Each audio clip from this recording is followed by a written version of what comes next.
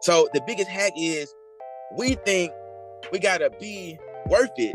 I'm here to say we're already worth it. Now when it comes to coaching, how much do you charge? Oh, that was the same. That was the same. She asked the same two questions. So that was the Okay. like the follow up. Yeah.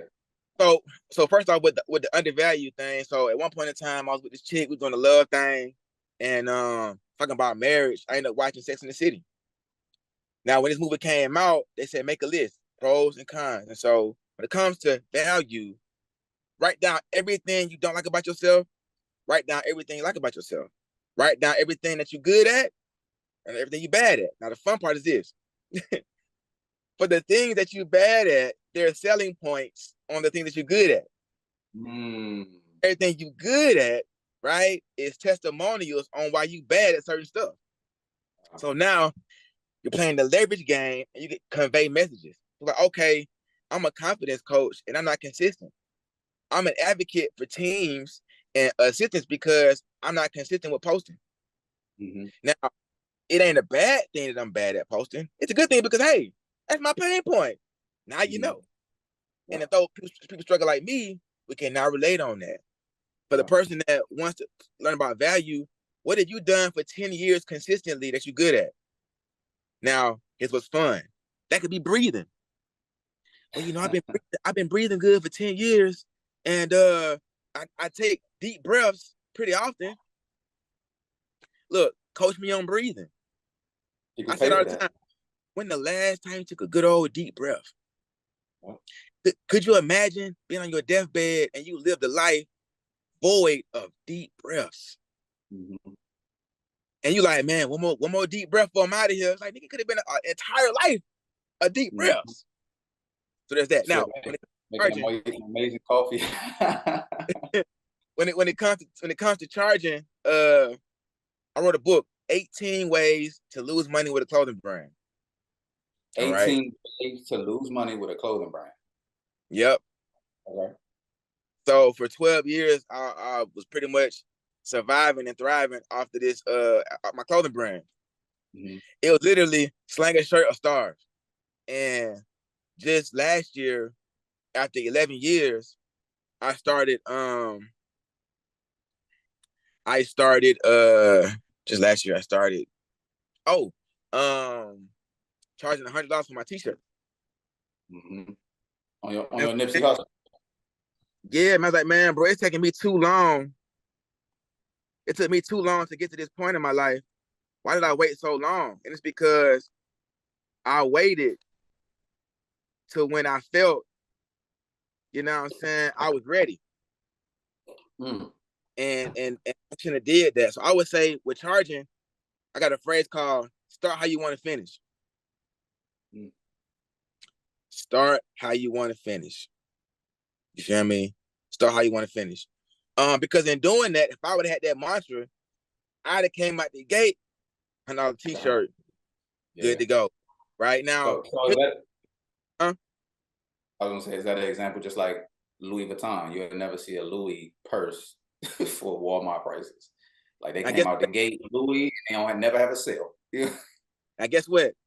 Ask me why he started like that. Because he wanted to make sure that the value was understood. Like this is a luxury brand. You know. Well, not even. Well, yes, and then what I learned is they wanted to maintain a certain mystique about their brand, so they had to start off high, even fit in with other luxury brands. Because Mm-hmm. start off with luggage, and with luggage, it's typically more expensive. Oh, Louis So started as luggage. yeah, bro. Oh, So here's a hack. Whatever your industry is, try to make small the giants in your industry. So when I was in college, I called all my professors by their first name. You know what I'm saying? So with Louis Vuitton, it's not Louis. It's not Louis Vuitton. It's Louis. With Gucci, mm-hmm. that's my man Gucci, yo, man, because Gucci was his first name.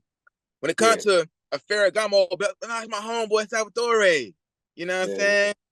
yeah, That ain't a Nike shirt. That's Gianni's brand. Because yeah. Gianni's, Mm-hmm. and so we have to understand. Want to play with the big league? Come on in. The study just dropped, I think, a couple of days ago, a weeks ago, about Dior. paying $50 and charging 2,400, and folks were salty, but that's the name of the game. Yeah. So how do you if you because we had that conversation about even the school community, and I told you I don't remember what the price was at that point, maybe $9, $11, one of those, and I bumped it up since then, and you was like, that ain't even enough. But like initially, I think for me it was just like I didn't know what the value was. I hadn't charged for a community. I hadn't charged that much for a community before, so it was like, okay. I was comfortable with I think I started at $6 because I had already had a subscription going on for $6 at maybe Instagram, TikTok, or something, right? And so I just kind of went with that. I'm like, okay, I know people with that. But hearing this, if I would have started today, I'd have went in $50 off the break. You know what I mean? $50 a month. This is the value. This is what it is, and then we build it like that. And I'm just like also not worried about the people who are not able to afford it. You know what I mean? If you can't get in, then either I need to market better so that you can see the value, and then you can realize that giving up that 50 is worth more than holding on to it. But like really just realizing like, okay, we could charge what we see we worth. And maybe even if you go up and say, hey, I think my time is worth $1,000 an hour, and you've been promoting that for a month and ain't nobody bought you for $1,000, then maybe you could adjust. Like, what you think about that? Yeah, so that's we can wrap it up with this too. I know we're coming up on that 12 o'clock. I don't want to take all your time. Some of the sauce. But exactly, bro. So I put it like this. In the words of Nehemiah Davis, it's better to have a top-down strategy than a bottom-up strategy. Meaning, if I have a shirt for $100 and my homeboy only got $50, it sounds better to the First off, as a business owner, we want product ecosystem and not cash grab. The survivor mentality to pay bills is the cash grab. Give me that. The product ecosystem says, nah, it's normally 100. You got a 50. I'm gonna do you 50% off because you got 50 cash right now. Guess what happens? Oh yeah, so and so it normally go for 100, but he gave it to me for 50. There's that value right there. Yeah. Now get what? 50 could have been the original price, but we want to impart value and leverage perception. You feel me? Like right now, I'm at work. Feel me? On my break time, I'm fly, flashy, and cool. You know what I'm saying? So it's like, I ain't saying don't have a job. I'm saying make the money till you can't be at your job no more. Yeah. You know what I'm saying? So there's that. What was he saying? Charging. Top down.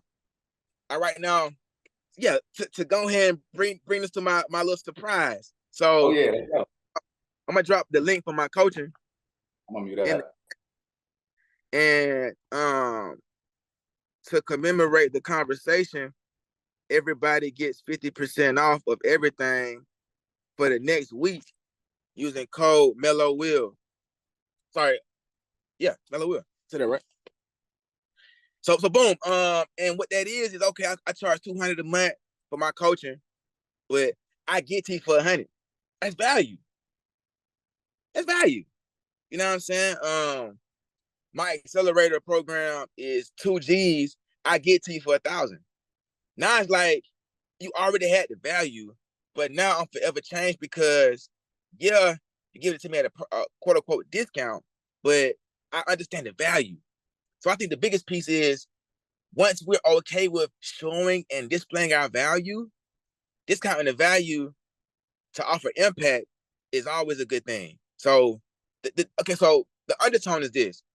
If charging a lot is an issue, then we struggle with acknowledging our worth and showing the marketplace how much we believe we're worth.